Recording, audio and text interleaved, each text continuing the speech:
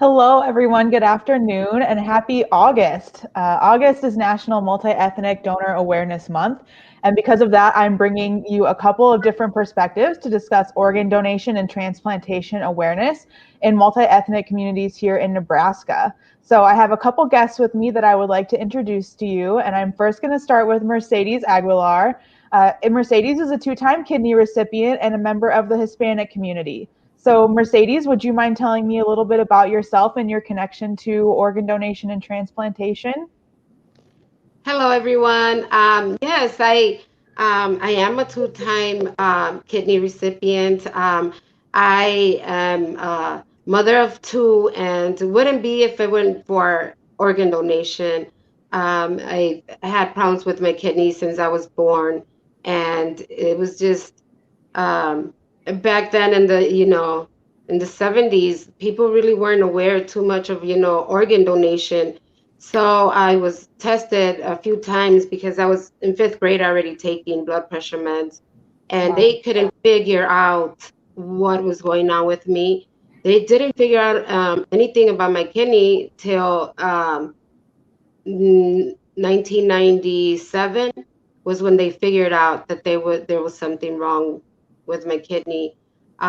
Imagine all those years since I was born with this kidney problem and not knowing what it was, just being sick all my life, not even being able to participate in any events because it drained me of everything. And so my connection is, uh, it's uh, brought me when I moved from Chicago to Nebraska was when I became more aware of organ donation. I'd had no idea before that there was any such thing about organ donation, and it was just awesome uh, to learn about this. And since then, I've been trying to advocate for donating organs, trying to get involved with my community in any way possible so I can them understand what it is to donate their organs. Mhm. Yeah, absolutely. So important, so important. Thank you, Yes. Mercedes. I'd now like to introduce our second guest, Shonda Ross, who is the manager of internal medicine at Nebraska Medicine and president of the African American Black Alliance. Shonda, you are connected to donation and transplantation both personally and professionally. So, can you tell us a little bit about those connections and your connection to donation and transplantation? Yes. So thank you for having me. I'm so excited and humbled and blessed to be here. I my connection is because of my mother and my brother. Before I became a nurse 24 years ago, we found out that my mother needed to have a transplant. We were aware that that was coming down the pipeline, but she got to a point where she did not have a choice. We had been asking her to let us get tested, and she didn't want to. And then one of the nurses that had been working with my mom, Sue Miller, talked to my mother and said, Sharon, you're at a point where you don't have a choice. So at that point, she decided to let my brother and I get tested. I always say he beat me to the hospital because I was in school at the time, so I was finishing up a test. So I say he cheated because he got there before me, and Yeah. he tested and he matched everything. So they were just like, "Score, Shonda, we don't even need you to come in." And I'm like, "What?" Yeah. So he's the actual organ donor, and I'm the spokesperson to promote organ donation. So that's my personal connection. That personal connection created a passion within me. I graduated from nursing school probably shortly after my mother had gotten her organ. So it was all a celebratory time in that May, Mother's Day, all those things. So working with the team behind the scenes always made me passionate about organ donation, and I wanted to get involved once I became a nurse. So I ended up landing a job within the transplant clinic to work in the clinic. And I will tell you, my connection personally and professionally really lines up because the work that they do with their patients behind the scenes, in front of the scenes, all lines up. They really do truly care about our patients and families, and you become family when you become a part of the transplant community. So that's my personal and professional connection there. Wow, that's so incredible. I love that all those things just came together all at once, and it was just so many good things happening all at once. I absolutely love that. Yes. Thank you. So I have a question for both of you, and we'll start with Mercedes. So just jumping back to you, was donation and transplantation something that you and your family discussed before you needed a kidney transplant? Before, we never discussed that. In our community, it's very taboo to speak about donation, organ donation. Um, I don't know why, but we are ignorant when it comes to, uh, donating an organ. People usually think, uh, no, I don't want to speak about death. I don't want to speak, Mhm. I don't want to speak about anybody taking any organ out of me. And they just think, that we're a little bit selfish when it comes to that.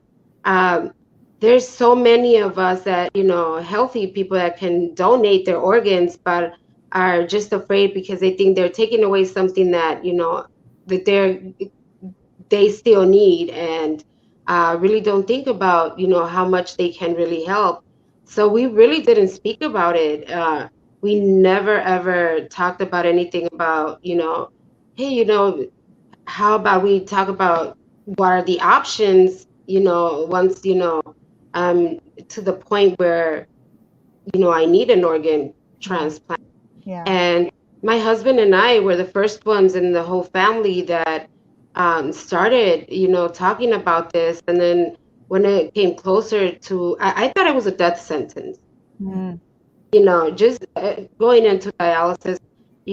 I remember just getting the news that my kidney was at like 9%, 10% work, Wow. function. And I just sat there, on the floor crying, thinking, I'm gonna die. My Yeah. daughter was 5 years old, and I said, she's gonna need a mom. I'm gonna die. This is it. Um, and even though they really made it clear that I would be okay on dialysis, and that I was young and I was still able to get a kidney, that I had no other underlying issues, that health issues. And so slowly but surely we did talk about it once we got really close to where I was just couldn't function anymore. Mhm. And then we talked about it. We said, you know what, this is something we need to do, and we need to educate my family because my husband's family isn't here. So it was, it's all about talking to my family about it, and they were all really just ignorant towards this issue. And when I started talking to them, everybody can live with one kidney, and maybe God gave us two for that reason, so we can share, and just talking to my whole family about it, and they all opened up and realized, wow, this is something we never talked about. This is something that was foreign to us, Yeah. not until we talked about it towards the end when I was going to get my transplant, was when my brothers decided that, okay, let's look, this up and see what all this entails. Like, what are, if I do become a donor, what will happen? What's my quality of life if I do Right. donate, So once they all, we opened that book, everybody was really interested about, hey, let's all look into it. My cousins from Mexico, I mean, it reached everyone, you know, from Mexico, Tennessee, Washington, everywhere where I have family, they all heard about it. I made sure that they all knew, what was going on. And that's how, I got it up to them. Now it's me really, really trying to get to my community. It's like I'm thirsty for it. I want everybody to know what this is all about Yeah. before their family needs Right. needs an organ. I want everybody Right. to know about it. Yeah. Yeah. Before the time comes, right? Yes, yes, yes. Yeah. Shonda, did you see any similarities in that about talking to your family before your mom needed a transplant? Yeah. For us, when I turned 16, and was asked if I wanted to be an organ donor, like it wasn't a second thought for me. I didn't realize how many myths and how much there was a lack of knowledge in our community in regards to organ donation. I know that current state, the church is really promoted, whereas before they didn't really promote it, right? But I think that the community has more of an understanding. It's affected a lot of people in our community now, that now people see the importance of organ donation and the need in our community. So I just continue to promote. Once my mom needed her kidney, I'll be honest, I understood the importance of it. I just took it as, yeah, this is something good to do. I Yeah. didn't realize that you could donate and still be alive. I didn't realize, you have two kidneys. Like she said, you have one, gift one to someone. And Yeah. that was my mom's hesitancy, because she said, well, what if you guys need it? And we said, well, we're Mm. going to commit to you that we're going to be healthy. We're going to keep our blood pressure down. We're going to make sure we prevent diabetes if we can, so that we don't then need an organ. So I understand what she's saying, and still today, promoting, educating, and talking to people so that they have that knowledge. And then knowing, while dialysis is there, you can get to a point where my mom was, where she didn't have any more places on her body for them to put tubes for her to have Mm. dialysis. So she was still going to die if we were not able to get her an organ. Wow. That's so powerful. That's, I can't imagine how that must have felt, but I'm so glad that everything worked out for the best. Yeah, definitely. Yeah. So, Shonda, you kind of mentioned some of those myths and misconceptions that some of the communities in Nebraska have. So, I want to jump into those a little bit. Yeah. Let's jump back to you, Mercedes. What are some reasons people in the Hispanic community, why do you think that they're skeptical of organ tissue and eye donation? I think that they just think, it's absolutely absurd, but they don't want people. I've heard so many people comment, oh, if I'm dead, why would you want to, dig in me and try to take stuff out of me? I don't want that. That's not right. Why would you not let me die in peace? They don't realize it's like your body, you're gone. That's the shell that you're leaving behind, and you have no idea how much you can help with that. But they just think that it's just not a Christian way to do it, to still go, not, letting the person die in peace. They just think it's not, it's that. It's like, oh, Yeah. no, no, no. If I die, I want to die whole with all my parts, Right. Right. Uh, Right. I just don't want you digging into my body, taking out parts that, I want to die with. They don't realize, that they can, stay alive and have their loved ones still, know that there's a part of their loved ones still around, helping somebody. But it's just that whole, I don't want to die and have, people taking parts of me out, and they just think they're not going to die in peace. Right, right. Yeah, You know, absolutely. Yeah, absolutely. I can understand that. I think that's a real concern, and I think that there's validity to that. Absolutely. Mhm. yeah. Shonda, moving on to the Black and African American communities, can you Yeah. talk a little bit about the need in these communities and what some of their perceptions are about donation and why it's also important for them to register as donors? Mhm.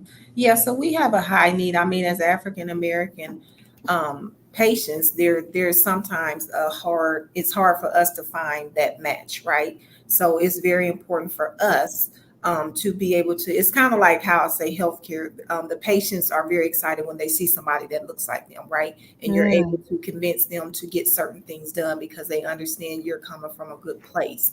It's the same thing with the organ donation. We need people that look like us to donate to us so that we have successful organ donations. Um, some of the myths I hear still today is, well, if the ambulance comes to get me and they see that I'm an organ donor, they're not going to do everything to save my life. We have an oath as healthcare workers. We are going to do absolutely everything that we can do to save your life. And there are certain measures that have to be met before they can declare someone dead. And at that point, the organ donor is treated with so much gratitude and respect going into that donation, and it's not rushed. We have the appropriate people like the Donate Life staff come in and talk to the patients, talk to the family to be sure they know what they're doing. So that's one of the biggest myths, that we would intentionally take an organ from someone when they go to have surgery, and that's what has made some now need an organ in that. So again, I just continue to try to work on separating the facts from the myths and just tell people go to reliable sources, you know. So I try to be the face and the voice in our community that people know I'm one of those sources to come and talk to, and don't just Google and look at the first thing you see, but Right. actual professionals in the industry. Right. And I'm so glad that you brought up all the measures that have to be taken in order for somebody to become an organ donor. And I'd also like to point out the fact that different teams are advocating for people who come to a hospital versus those who are advocating for the transplant recipients. Right. And that's why we have Live on Nebraska here, so that those lines are not crossed, so that all ethical boundaries are maintained, and that we're doing things in the most ethical way possible. That's such a great thing to bring up, and I think that's really important when we're doing education to talk about that as well. Mm-hmm. Yeah. Mercedes, coming back to you for another perception, cultural perception. I know that the Hispanic culture is known for being very family oriented. How do you think that this impacts the perceptions of organ and tissue donation as well? Yes, we're very family oriented. We're very tight, sometimes too close for comfort. But, I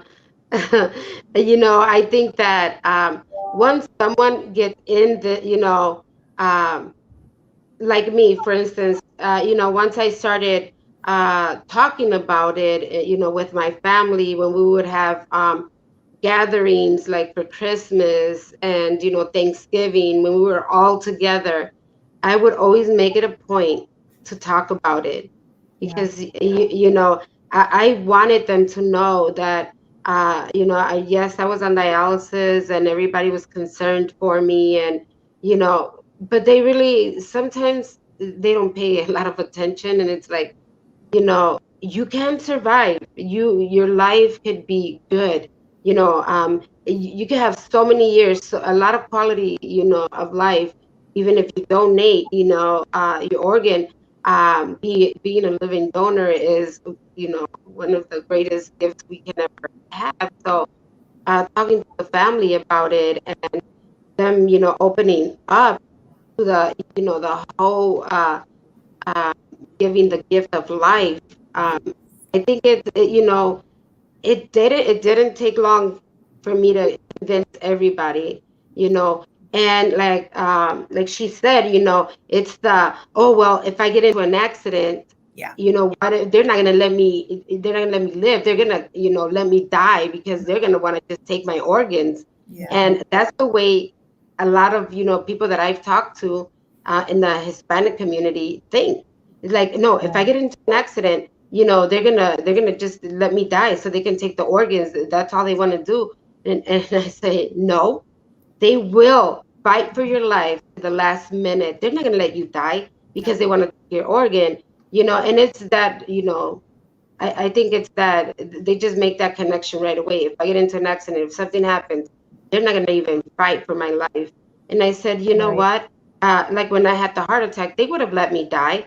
I mean, I'm sure there's still organs in me that, they can use. Yeah. So I said, they could have let me die, but no, they didn't let me die. They fought for me. So, I just think that I just thought talking about all the perspectives, with the family and opening up about every possible, I just try to think about everything, you know, I take different routes about different things and try to get to them because they always will be skeptical. I mean, there's always one person that, like one of my cousins said, no, because I don't want to be an organ donor because, uh, they'll just, well, like they said, let me die and won't, it's like wishing for someone to die so that Mm, loved one can get an organ. I said, no, you don't wish for someone to die. You wish that if someone did pass away, that they were an organ donor so they can help others. That's right. not even wishing death upon anybody. I think that's one of the biggest things in our family. Yes. Yeah. Yeah. Yeah. Absolutely. Seeing that difference there, I think, is really important. Yeah. Mercedes, you kind of touched on this a little bit. And so I'm just going to jump off of this question really quick before I go back to you, Shonda. You received both a living donor and a deceased donor transplantation. Can you Yeah. talk about how those experiences were different? And can you also talk about the perception of living donation in the Hispanic culture and maybe how that's different from deceased donation? Yes, it was quite different. When my brother gave me the kidney, I was worried about him, but I was happy because I knew that I was going to get, to live more years, have Mhm. a better quality of life, not being hooked onto to that machine. But I mean, I love the machine. Don't get me wrong, I loved it because it kept me alive, but Right. I want to be hooked up to it, the rest of my life. Yeah. I was pretty young. So I was just happy. I just waking up and feeling so different. It was really what a difference for me to wake up and feel instantly like a new person. Yeah. Yeah. And but then when I got the deceased organ, it was bittersweet Yeah. because when they called me that the organ was there, I I jumped. I was happy. I started screaming, and my kids were so happy. They ran to me, they hugged me, and then it dawned on me that somebody was mourning a death. Yeah. Yeah. And I just sat down on my bed and started crying. I said, "How dare I celebrate when there's someone mourning a death?"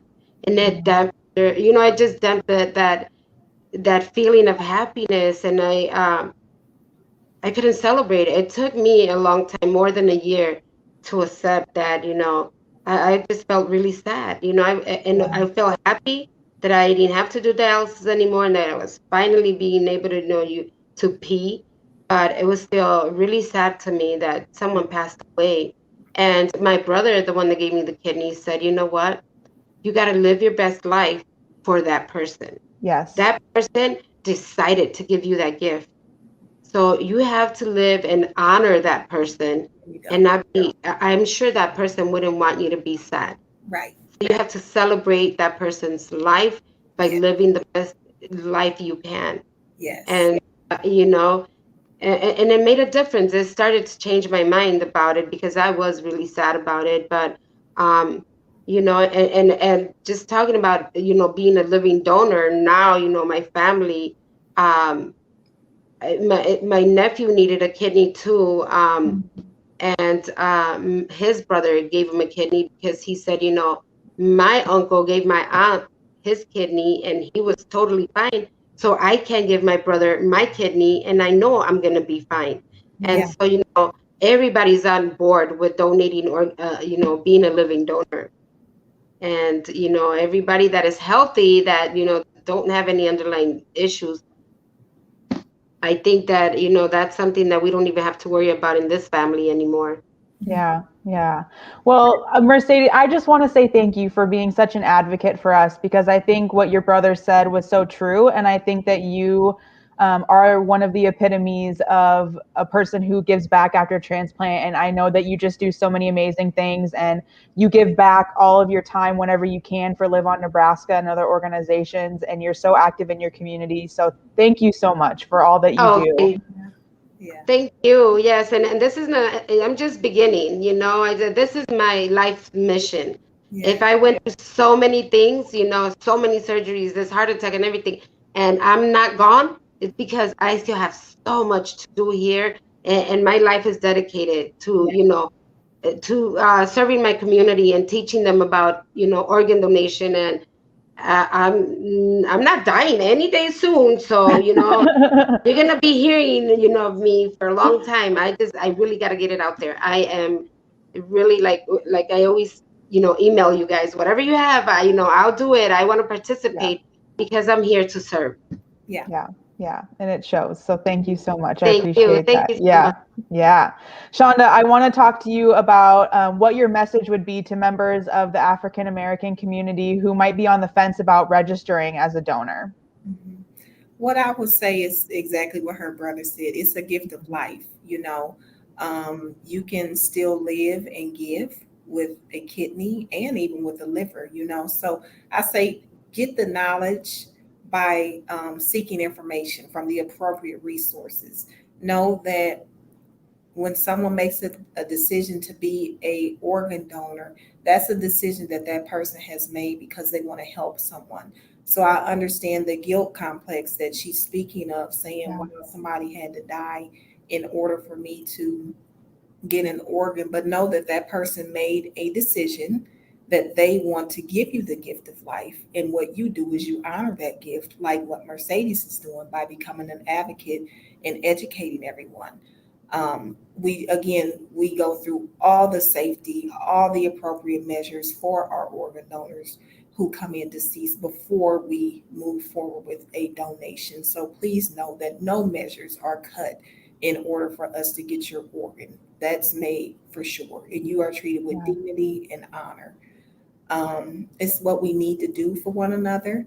So I say again, if you have any hesitancy, you can reach to me. My name is Shonda Ross. I'm at Nebraska Medicine. You can call the main line and ask for me.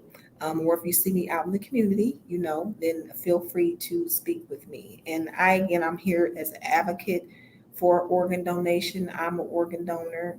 I still to this day, I'm like, man, my mom was had a bleed on her brain and she ended up going in the hospital and it knocked out the kidney that my brother donated to her. So I was like, okay, now's my chance. I get to see if I can donate now, and she passed before we got to get the donation paperwork and everything completed. So I'm here for someone, and at some point I'll be able to give my gift and it will be an honor to do that. Yeah. Well, and thank you for being such an advocate and for being here with us today and for doing all that you do to spread the message. I think that's so important that, like you're visible and you're there for people and you're such a good resource. And we thank you for doing that too. That's so important. Yes, you're welcome. Happy to do that. Yeah. So I have one last question for you, Shonda, and then we can open it up to if anybody has questions on Facebook, please feel free to put those in the comments and we'll get to those here in a little bit. So Shonda, my last question for you, if somebody wants to start a conversation about donation with their family, what do you think the best way is to do that? I would say first share that you are an organ donor and why you decided to do that. And then I would say go into the conversation with empathy. And, they say God gave you two of these and one of these. So use these more. Be sure your body language is open and approachable so that they don't feel like you're being defensive when you talk to them, because it's really meant to be an engaging conversation, not one where you're trying to convince someone. What you're trying to do is give them information so that they can make an informed decision. And please upfront tell them this is a no judgment zone. I just want to see where you're at in this and see if there's any way that we can get you to come on over to our side. We say once you get in transplant, you drink the Kool-Aid and you're coming on over to this side, and you won't go. So we just want to give you a little taste of this juice, and this is all good. So just be open, be empathetic, be ready. And if you don't know the appropriate answer, don't give false information.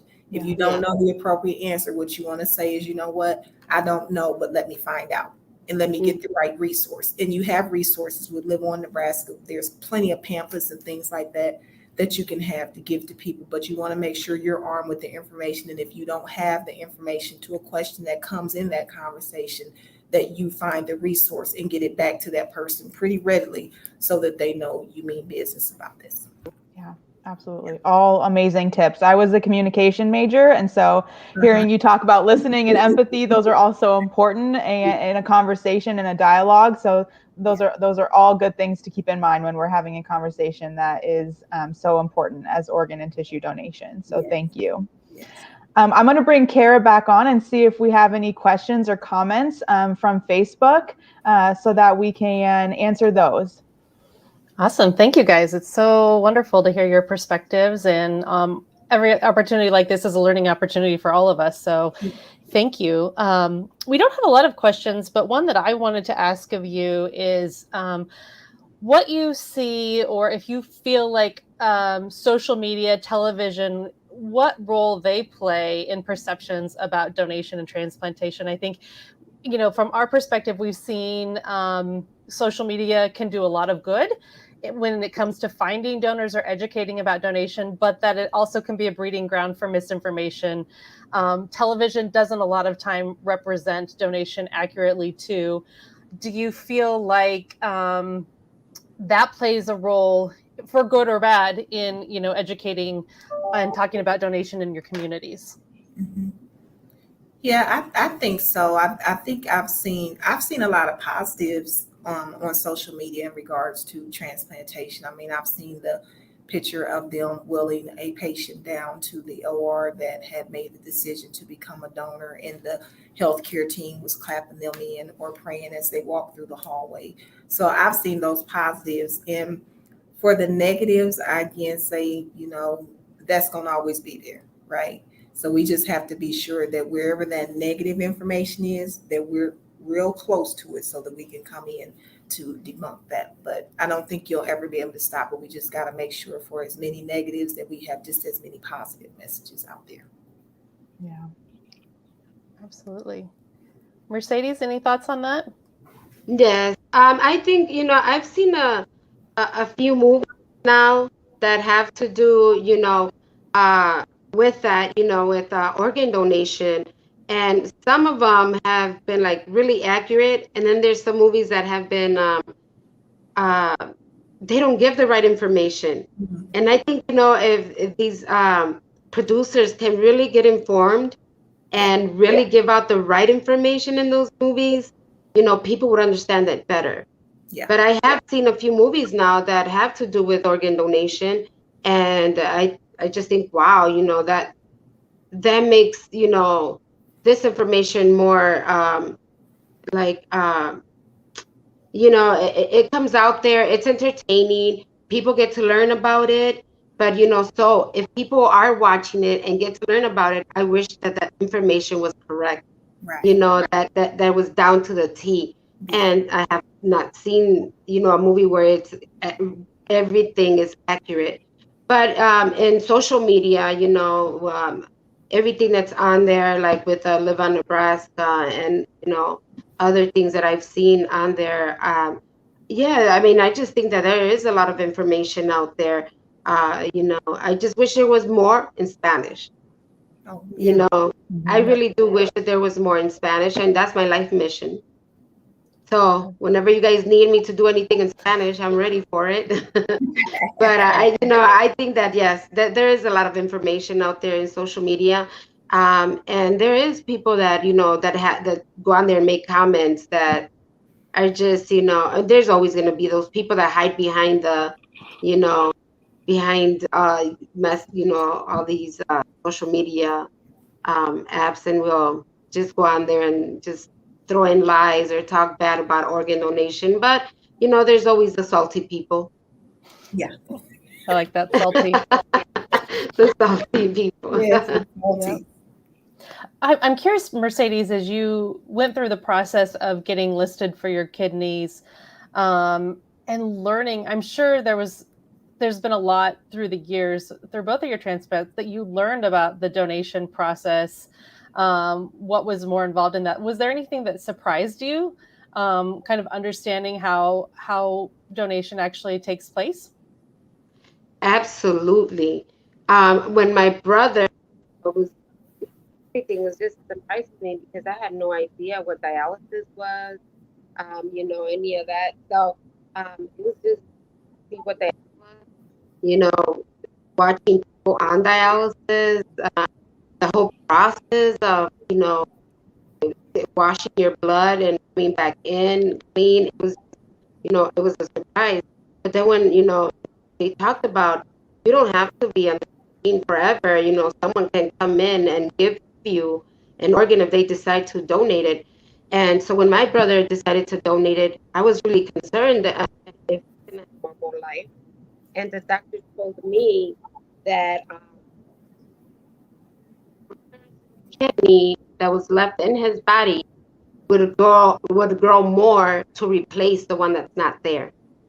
That was a big surprise to me because I was really skeptical about him giving me a kidney. But when the doctor told me, oh, it's going to replace it, it's going to grow, I mean, more to replace the one that's not there, that was a big surprise. Our bodies are pretty cool. Yeah. For sure. I think that's it for questions. So Emily, I'll turn it back over to you. Okay, well, thank you both so much for being here, and thank you to all of our Facebook audience members who were watching today. I just want to reiterate how important organ tissue and eye donation is in our multi-ethnic communities. If you ever have any questions, please feel free to reach out to Live on Nebraska or our two ambassadors here who are such great advocates for organ donation. We're always willing to have that conversation with you. So thank you again, and we hope that you enjoy the rest of your day. Thank you. Have a good day. Thank you. Thank you Yes. so much. Stay safe.